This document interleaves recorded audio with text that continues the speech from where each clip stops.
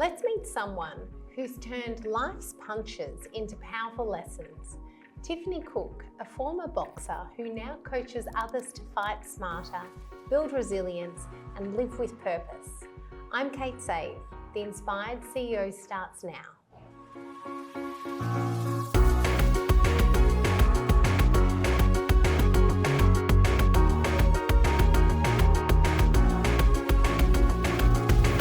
Welcome to The Inspired CEO, where each episode we explore the innovative wellness practices that are driving success and longevity in the modern business world. In this interview, we speak with Tiffanee Cook, speaker, coach, podcast host, and former competitive boxer, about her journey from the ring to resilience, her mindset, the shifts that transformed her, and now how she helps others break through their own limitations in business, health and life. Welcome, Tiff. Thanks, Kate. Pleasure to be here. Oh, I cannot wait to hear about your story. And I've heard a little bit. You've done 912 podcasts so far, and that's on your own show. But Yep. I've listened to you as a guest on many podcasts as well, and your story's phenomenal. Thank you. Thank you. Yeah, and I love what you're doing, lifting other people up. But let's start with you. So tell me a little bit about growing up and maybe how that your childhood experiences have shaped where you are today. Yeah, I guess I grew up in Tassie, in a small beach town. I liken it to Summer Bay, if you ever watch Home and Away. It was called Turners Beach. Grew up there, really small country town, and moved to Melbourne when I was maybe 17, 18. Yeah. To the big smoke. Yes. Worked the mainland. The mainland. I worked in corporate for a while. It was at 29 when I stumbled into the boxing ring, as I say. And up until then, I'd say my childhood, so I thought my childhood was like everybody's, just small country, dream childhood. It was great. It was awesome. I got to do what I wanted. 29 years old, I raised my hand for a 12-week corporate boxing challenge. Yeah. So what was your corporate role? What were you doing? So I was working in the print and media industry and in sales at that point in time. So I was always thrust out into sales roles. Chatty. Yes. Chatty. Worked well. Yep. It came about, and I imagine you know this person, I imagine you might have even had him on your show, Paul Taylor. Oh, yes. Had delivered a talk on resilience. I listened to that talk in 2012. We got a tour of his facility, and then downstairs there was the basement boxing gym, and that was where I saw the poster for the 12-week boxing challenge. Yeah. Wow, full circle. Full circle. So then, to get back to the childhood, it was within the first 2 years. So I did that challenge. It was amazing. It was terrifying. It was all of the things, and it captivated me.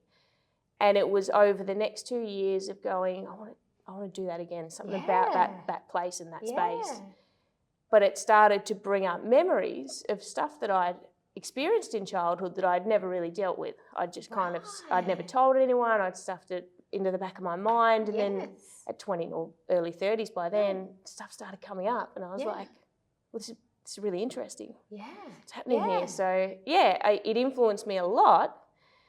And that just kind of opened the door for a massive journey of self-awareness, self-discovery, most of which I attribute to the boxing ring. Yeah. Because for me, that felt like a really safe place to hold up a mirror and play with or see parts of yourself that you don't get to see in everyday life when you've got the time to tell a story or make reasons or excuses for how you do things and why you do things. And that is so interesting because the majority of people would never have been in a boxing ring. And if that's the only experience that's given you that insight, what are people missing out on, and how can they have that experience? Yeah, I'm so passionate about it. And that's why I love talking about this type of thing and leading by example. I always say I lead by example. I kind of throw myself into the experience, whatever that may be, and then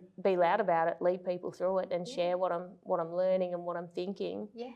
Yeah. And so in 2012, you won a boxing fight, a big fight, yeah? Yeah. Well, I won. Yeah. So that was the first boxing challenge. Yeah. Amazing. Won that. That was incredible. Yeah. I did 3 more of the corporate white collar style boxing challenges, and then in 2014, I did jumped into the amateurs. Right. And my first competition with that, we got seeded through to the finals. So the novice Victorian title finals, and I was obviously terrified because now I'm training to fight against people who are in boxing gyms 24/7 fighting. Wow. Yeah. And somehow we come away with the win for that. Wow. Yeah. So how do you get your mind ready for something like that? Like you said, it is terrifying. So Yeah. you've got the reality of this is terrifying. Yeah. But how do you go in there and perform at your best? It is. I think the things that I noticed from the very beginning were there's two voices. And one is telling me how ridiculous this is and how undoubtedly I am the worst person in the boxing gym. I'm uncoordinated. This is kind of embarrassing. People think you're silly. People know you're not going to win.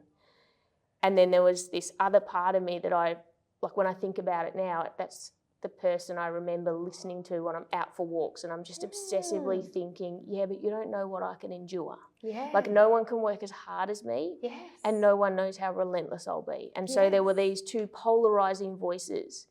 And so I've really leaned on that in everything I do of going, well, you can't judge how you feel or think or what you're saying to yourself in the moments where you're not in charge of that narrative. So there's a difference between just hearing this dialogue that comes through in moments of uncertainty and controlling the dialogue that you're focusing on that drives you. And how did you get to, so obviously before you went into that fight, you already knew this about yourself. How did you discover that? How did you discover the two voices? Well, I definitely didn't know that about myself.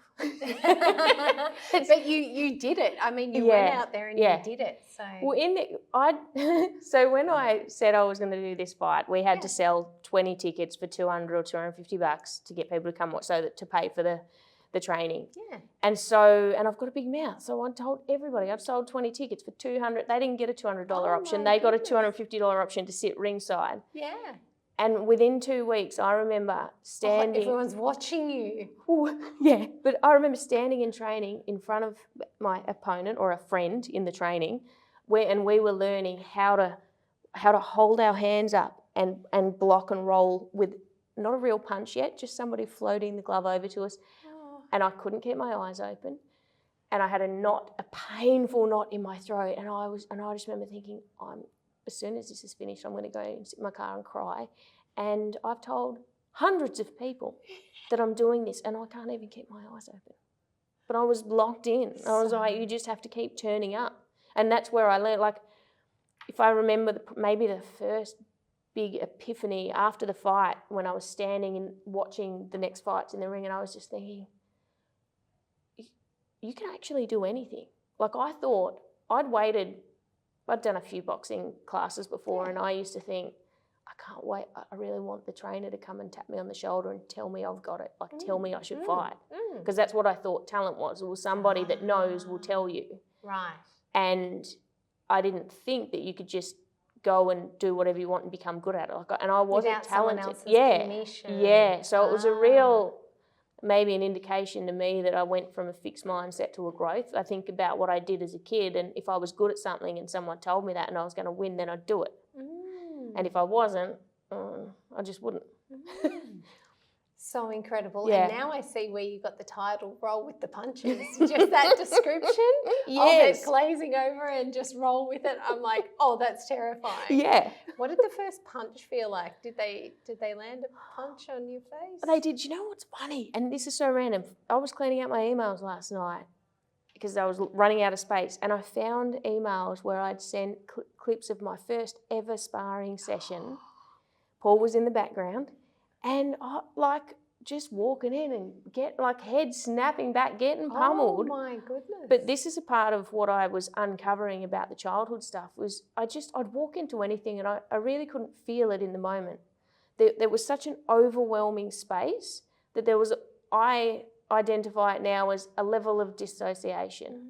So that, we go through things and we learn how to not feel when it's not safe to feel. Yeah, right. And I feel like that's what was happening there. It was like I couldn't feel or process. And it became apparent to me. I remember we were doing a training session one day and I turned to the trainer and I said, I can't do it anymore. And he's like, really? You look like you're just cruising. Yeah. And I thought, and that's when I started realising that I had this poker face and I wouldn't show. I wouldn't show emotion. I wouldn't show when it was hard. I wouldn't show when I was hurt.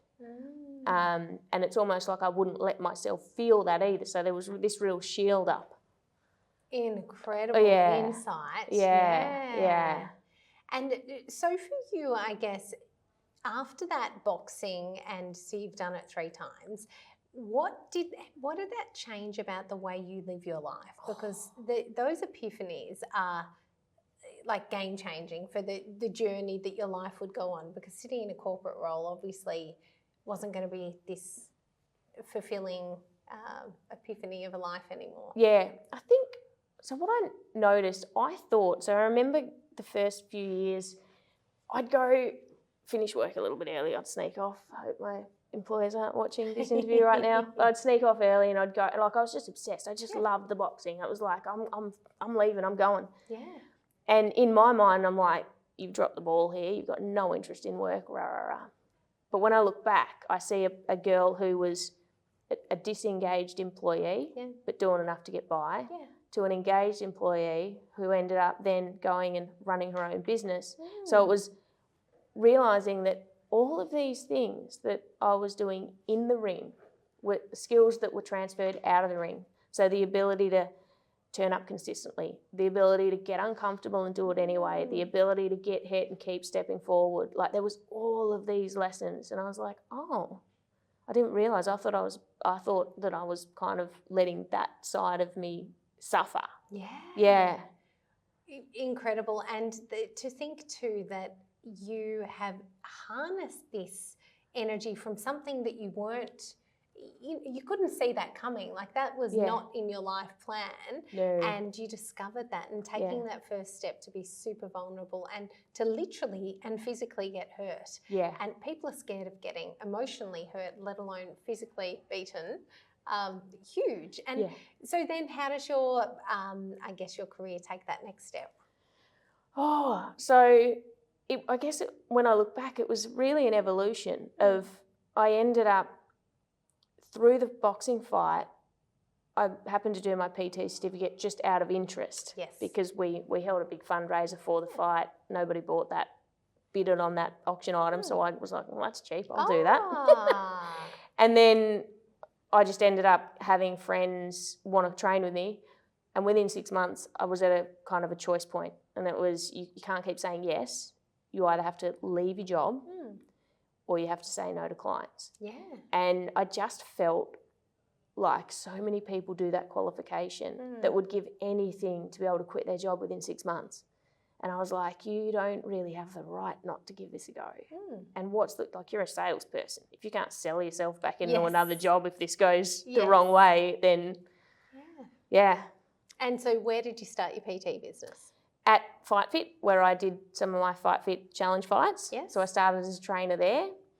I did a lot. I did way more than I realised and gave myself credit for in those first few years. I remember at some point doing a list for somebody of kind of achievements, and I was like, oh, wow, like I've only been a PT for 2 or 3 years, and I had this, I'd done overseas boxing retreats, I'd done corporate stuff, I'd done online training, I'd had all these experiences that just, and I hadn't realised at the time, like time just tends to go really fast, and for people like me perhaps, we feel like we're not getting anywhere. It's like always pushing the goalpost forward, like, so you can never quite reach it. So keynote to anyone listening right now, make a note to write down what you've achieved. So if that's that moment, it's actually putting it on paper, getting it out of your head and sitting with it. And so how did that come about? Why did you think to write it down? I think there was something I was applying for, and I think from memory it was like a women's health challenge or something. So I'd had to do a video submission, and I'd had to write all of my achievements down. And I think it was in that process that I was like, oh, wow. I remember maybe a year into being a PT, I'd had an email from one of the television companies, saying, do you want to be, we'd like you to apply for this show. Similar to, it didn't end up going to air or coming to fruition, but it was a upscaled version of like The Biggest Loser, but with dietitians and a whole different take. And they wanted a personal trainer. And at first I thought that it was a joke, because I had guys at the gym that used to call me Hollywood because we did a bunch of marketing stuff there. So I'm like, oh, Hollywood. This is definitely a joke. But it wasn't. And I ended up flying to Sydney and getting an interview. And it was insane. Pinch yourself moment. But I remember them interviewing me and saying, so how long have you been a PT? And I said so. And they kind of looked at each other like, oh, that's not very much experience. But they'd gone off all of the experience and the qualifications. And thought that I must have had years of experience, which was amazing. I was like, achieved in such a short period of time, but it was life experience that had allowed you to get that far. And so that doesn't go ahead. You've got your own PT business. When do you start the podcasting? 2020, when the gyms got shut down. Right. Okay. And that was, again, I call the podcast my emotional boxing ring. So the boxing ring was a huge guru in my life and a huge mirror.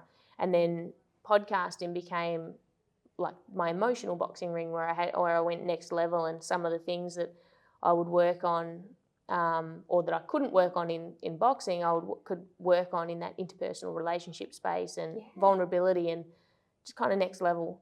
But the other big lesson with that is I sat in a space where I went, okay, this might be the financial devastation of my hopes and dreams right now. Like this, okay, what can we do? And the first thing was, I'm not going to spend my time in lockdown doing PTs, whatever the limit was, 2 a day or whatever, doing PTs for pocket money if I'm going to lose everything I own. So I decided to spend my time on something that couldn't be taken away, and things that I value. And one was speaking. So I was like, here's a way to learn a different style of communication skills. 2 is a brand. I can't lose my brand. And I can't lose networking relationships, because I do a lot of business networking. And I was like, well, here's an opportunity to connect with businesses and people and profiles in a different way. And no matter what happens with these gyms and businesses in my financial life, those things can't be lost. And it was an incredible experience. So good. And so for anyone who hasn't started a podcast, how do you, like that first session, how do you know what to do? And you don't. You don't. Fortunately, I had a friend that lent some gear to me. And I'm a real doer. I'm like, if I have an idea, I go and do it before I know how to do it. So we went to the gym. We were allowed in the gyms, but not allowed to open the gyms at that point. We went into the gym, set up like this, and I said, can you just come with me and do a couple of sessions? Took a cool photo. I thought of the name, which I really loved. So and then good. Once I've thought of something that I think is clever, I've got a big mouth, so I put it up straight away online. Roll with the punches is coming. And promoted it. I had no idea. I've got this little black box and no idea how to edit. If I'd even press record right. I was like, I hope there's conversations on this and I've got to somehow figure out how to edit those, put a little bit of music on them. Get them onto iTunes and Wow, so good. Just literally in the deep end again, kind of like the boxing ring. The best. So good.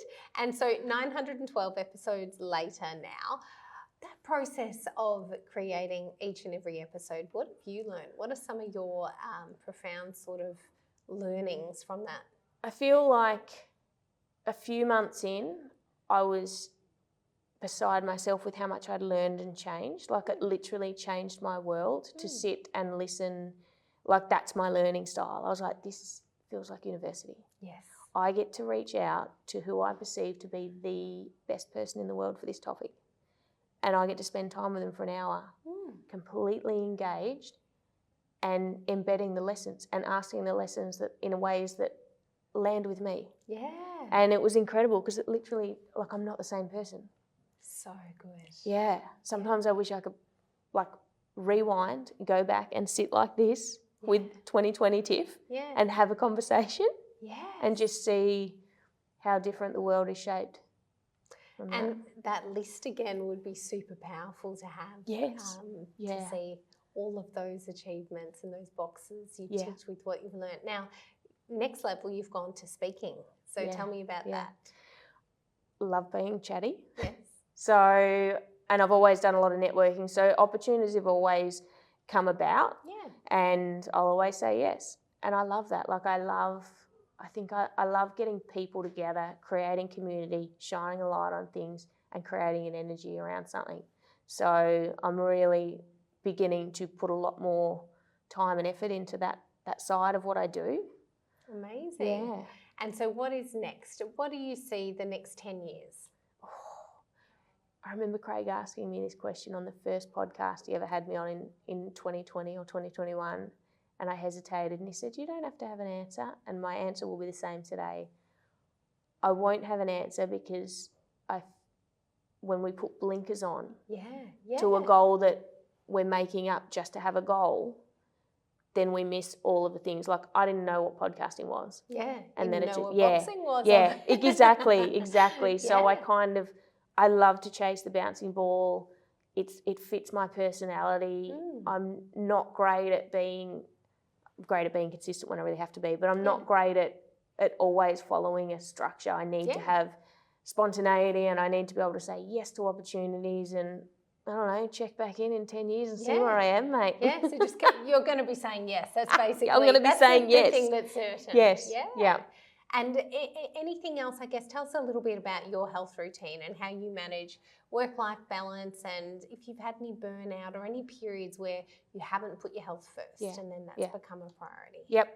Terrible at it because I love what I do, and I can really blur the lines between work and not work. Yes.